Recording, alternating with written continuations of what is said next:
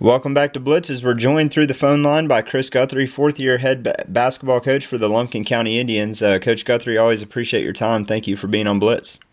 Hey, glad to do it. Now, your Indians last year go 15-14, a phenomenal season for you guys, making it to the first round of the 4A state playoffs.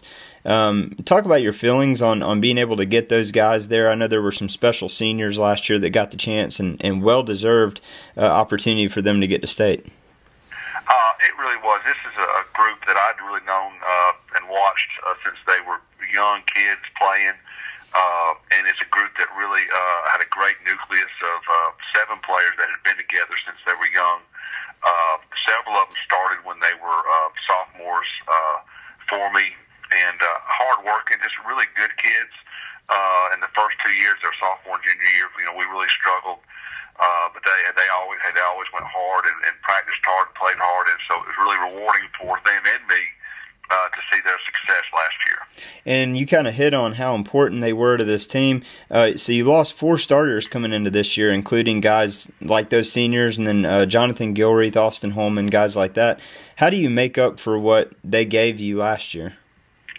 Well, you try to rely on what they gave you. Our younger kids, hopefully practiced with them and watched what they did. And, Austin Holman's helped me this year, the coaching too. And so you rely on kind of the legacy they left to say, hey, this is how we want to play.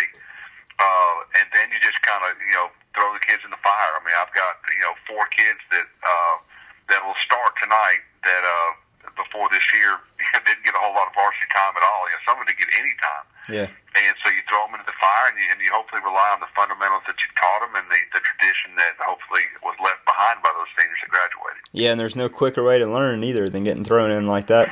Now, you're playing the last couple years in 4A. What advantage do you feel that gives your team dropping down to 3A now?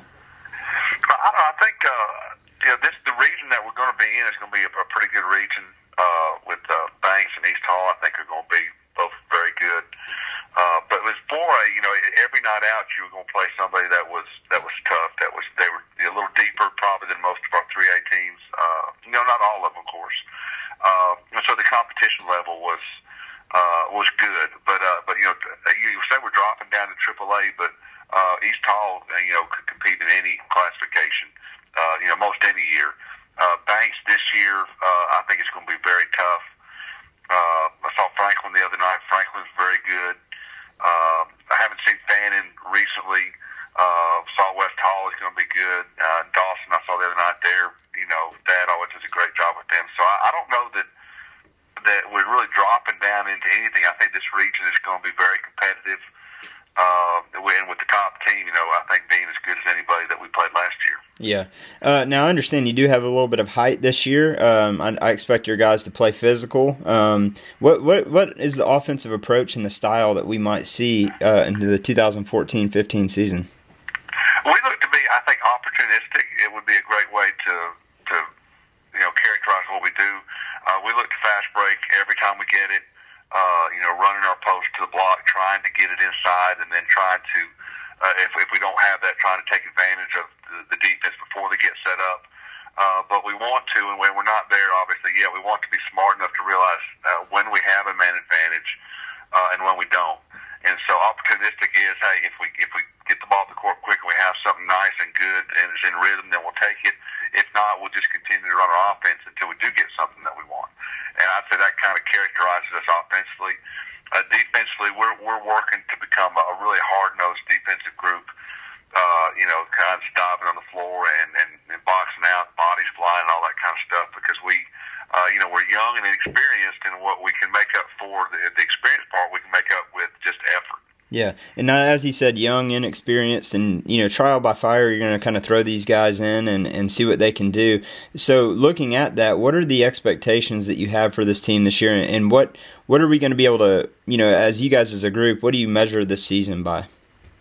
I measure, by where we are now and where we'll end up at. In the region that we're in, I think we have a good shot to go back to state with the kids that we have. Mm-hmm. A lot of what we do will depend on how we come together and how willing they are to to buy into the system that we're going to put them into. So I really look for us to be able to do that. I can we beat East Hall? I think anybody can beat anybody on a given night. Yeah. We've had so far this year. We've had some very good halves and some very bad halves, and I think if we play pretty good, we've got some decent players. I think, and so I'll measure where we are at the end of the season by I think where we're starting right now. Yeah. Well, last question for you, and then I'll let you go. But you kind of talked about these young, inexperienced players, and you feel like you got a good group. Who are, for those of us who may not be familiar with the program this year, who are some of the players we can look for to kind of step out this year? All right, well, probably starting out would be Jack Howard. He's our returning starter. He started the last 2 or 3 games last year, and when we played Columbia in the state tournament, he really played very well in that game. Probably played the best, I think, of any of our guys.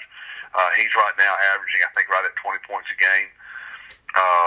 Great shooter, smart, athletic.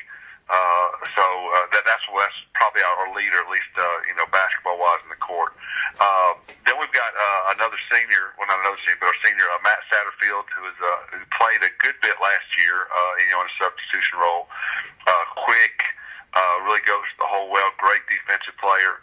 Our junior point guard right now is Cal Thrillkill, who they just finished football, so he's a little bit behind the rest of them as far as just being out there, but really a good point guard, and I think he can probably play with anybody on the point guard level. Sophomore Zach Pulley, who's really kind of a gym rat, kind of long and lanky, good shooter, really smart player. I think he's going to do some good things for us. Our post players are probably our starter right now is Brandon Zarate, who's about a 6'4", 6'5" kid, really big, strong kid. Really got nice moves under the basket. I think he watched Coach Holman a bunch last year and hopefully picked up a little bit on that. And I would say those are the main guys. Mm-hmm. I think we're pretty deep with a group of sophomores that we have that we can sub and not lose a whole lot. But just a lot of that too. Those guys are even more inexperienced. The sophomores played only JV last year. Yeah. And so I don't know. We'll just have to see. Yeah. Well, it sounds exciting. It sounds like you're set up for the long run and able to compete this year as well. So we look forward to you guys having a great season. Hopefully get back to the state playoffs. And again, I really appreciate your time today on Blitz. Hey, no problem. Hey, I appreciate all you do for some high school sports here in our area. I appreciate that. Thank you, Coach. On the other side, we bring you some highlights and our player of the week.